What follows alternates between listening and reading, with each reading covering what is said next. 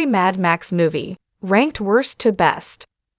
The Mad Max franchise has evolved over the course of time, and ranking George Miller's movies from worst to best creates a clear hierarchy in terms of their quality. The Australian director launched what is now considered to be one of the better action movie franchises in 1979 with the original low-budget film starring Mel Gibson. With 5 Mad Max movies released over more than 40 years, the franchise has managed to sustain itself through mostly stellar reviews, strong reception from audiences, and Miller's ability to continue to push the envelope as viewers, Max, and others navigate the post-apocalyptic world.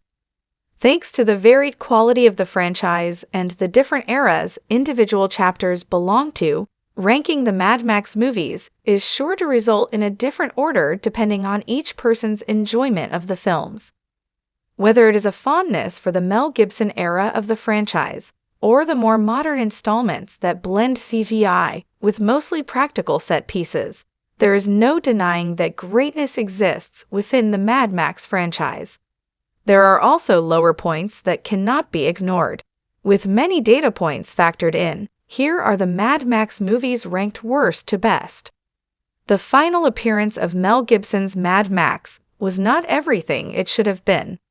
Mad Max Beyond Thunderdome arrived when Gibson was becoming one of Hollywood's biggest stars, long before he became a more controversial figure. The threequel had expectations to build on the excellence of Mad Max, The Road Warrior, and deliver a rousing third feature for him and Miller. Instead, Beyond Thunderdome is the most uneven installment of the series thanks to what feels like competing visions. Mad Max Beyond Thunderdome is the franchise's only movie with a PG-13 rating. Every other is rated R. Beyond Thunderdome is unique in the franchise, as it is the only film that George Miller did not solely direct, as George Ogilvy was brought on to help Miller as he was still grieving the loss of his friend and franchise producer Byron Kennedy.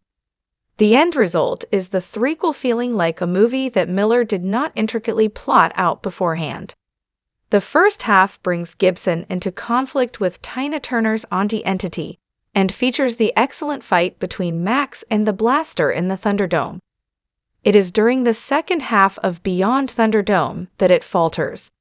Max becomes part of a new group that mostly features children, and the film loses a lot of the edge that the franchise is known for as a result. The beginning and ending are almost satisfying enough to help make up for what transpires in between. But with so many familiar elements of the series missing or not landing, the film ultimately is not all that fulfilling. There has to be a worst Mad Max movie after all, and Mad Max Beyond Thunderdome is the clear answer there. The original Mad Max movie is unlike any other installment. George Miller made the movie on a minuscule budget, and without knowing exactly what he was doing. The learning curve of a first-time director who had only just halted his medical career can be felt at times. But Miller's inexperience, and if there's a will, there's a way attitude helped make Mad Max a special entry in the series.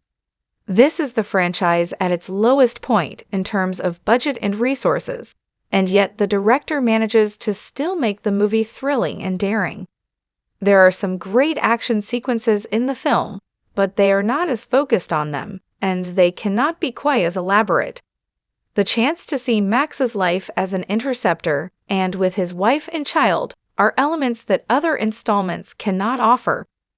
This makes Mad Max a much quieter, character-focused, and scaled-down adventure at times. It's still a fulfilling journey by the end, as the seeds for what Miller really envisioned for this world become clear. This makes it somewhat difficult to even compare Mad Max to the other movies that would follow. Miller does everything in his power to bring this world to life with the resources he has, but one can't completely escape the feeling that there is more in his brilliant mind that just could not make it to the screen. Mad Max is a terrific starting point for the series that is still limited by its time. It's only because the movie is as good as it is that any of the others were even made.